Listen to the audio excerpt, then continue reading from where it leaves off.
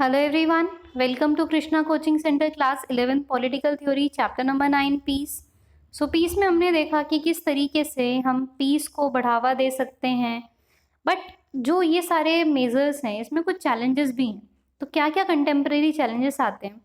तो जो United nation organisation है उसने काफ़ी सारा काम किया है, काफ़ी सारे अचीवमेंट्स हैं इसके, लेकिन फिर भी ये इतना पावरफुल नहीं है वर्ल्ड लेवल पे कि ये टोटल एलिमिनेट कर सके थ्रेट टू द पीस को।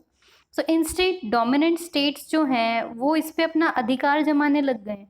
जो वीटो पावर वाली कंट्रीज हैं वो इसको अपना ही समझती हैं। तो to this end they have even resorted to direct military action and occupation of foreign territories. The recent UN intervention in Afghanistan and Iraq is glaring example of such conduct. So जो peace keeping था main मकसद United nation का, उसको खुद force का सहारा लेना पड़ता है, आर्मी का सहारा लेना पड़ता है, ताकि कोई ऐसा काम ना हो जाए कि वर्ल्ड लेवल पे बहुत नुकसान हो। तो जिस थॉट से शुरू किया वो थॉट 100% तो नहीं चल सकता। इसमें वही वाला एग्जाम्पल, वही वाला टॉपिक अप्लाई हो जाता है आपका कि कई बार पीस प्रमोट करने के लिए भी हमें वायलेंस का सहारा लेना पड़ता है। सो राइज ऑफ टेररिज्म क्या है? ये is a partly a response to self serving and ham handle conduct of aggressive state. So terrorists currently pose a great threat to the peace through an adroit and ruthless use of modern weapon and advanced technology.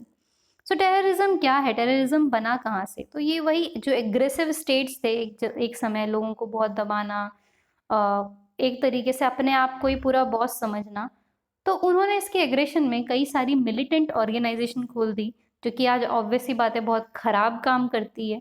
So the demolition of World Trade Center by Islamic militants was striking manifestation of the sinister reality. ये एक example दे रखा है जो terrorist ने किया था।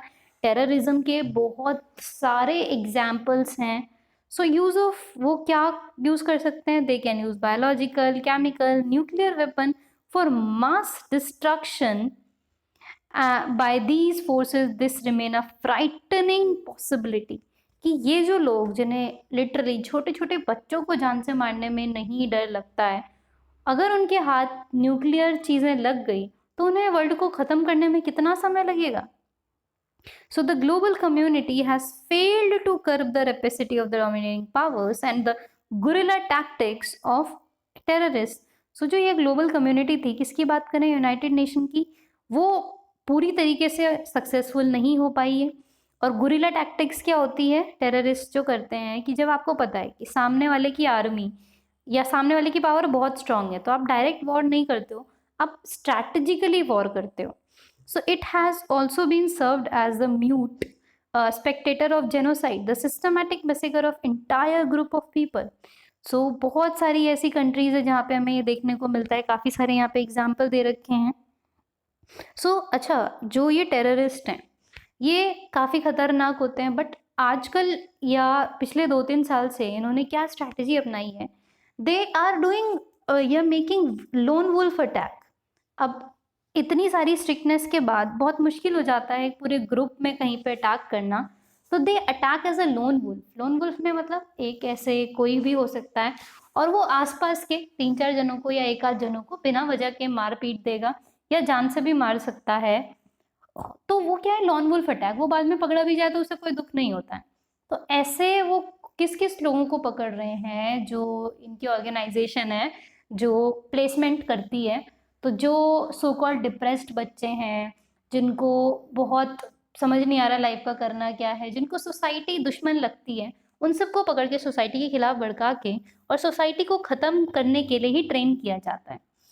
सो lone wolf attack है and ये सारी चीज़ें। So all this is not to say that peace is lost cause after world war 2। कई सारी कंट्री जैसे कि जापान हो गया, कोस्टा रिका हो गया, उन्होंने डिसाइड किया था कि वो कभी भी मिलिट्री फोर्सेस नहीं रखेंगे। Several parts of the world जिन्होंने विटनेस किया था the creation of nuclear weapon, free zone रखेंगे वो अपने पास, वो न्यूक्लियर वेपन नहीं रखेंगे। सो आज ऐसे कई सारे जोन्स हैं, लेकिन क्यों ज़रूरी है न्यूक्लियर वेपन रखना भी किसी भी बड़ी कंट्री के लिए? कि भाई जब हमारे दुश्मनों के पास है तो दुश्मन तो हम पे कभी भी अटैक कर सकते हैं ना। इंडिया ने क्यों न्यूक्लियर पावर बनाई? क्या ज़रूरत थी, जबकि हम तो बहुत ही पीसफुल नेशन है कंपैरेटिवली। हमें क्या ज़रूरत थी कि हमारे भाई पाकिस्तान भाई के पास भी न्यूक्लियर वेपन, चाइना भाई के पास भी न्यूक्लियर वेपन। तो हमें खुद को सुरक्षित महसूस करवाने के लिए ज़रूरत थी, तो वो सेल्फ डिफेंस के जैसे ही हमने बनाया था। सो बिसाइड द कंटेम्प्रेरी एरा, उसने बहुत सारी चीज़ें जो हैं वो विटनेस करी हैं। They have witness the rise of numerous popular initiatives, so they are often collectively described as peace movement. So जो डिवास्टेशन कॉज हुई थी after world war one is galvanized the movement. It is since gathered momentum and gained large following across the geographical politics. अब जो है वो कह रहे हैं कि यूनाइटेड नेशन या उसके अलावा भी कई सारे लोग अपनी तरीके से कोशिश करते हैं कि वो पीस को सस्टेन कर सकें। जैसे वर्कर हो गया, राइटर, ये सारी चीज़ें हो गई। तो ये सब मूवमेंट उन्होंने कहीं ना कहीं सस्टेन करके रख रखा है। इन सब चीज़ों को थोड़ा बहुत कंट्रोल करके रख रखा है। हम वुमेन को एम्पावर करने की कोशिश कर रहे हैं, एजुकेशन सिस्टम अच्छा कर रहे हैं, ताकि सिंपली साइकोलॉजिकली ही हम बच्चों को समझा सकें कि ये सारी चीज़ें क्या हैं, कितनी बुरी हैं, और इन सब चीज़ों से हम बच के रह सकें। So this was all about this chapter. So thank you so much. I will meet you all in my next video with a new chapter. Thank you.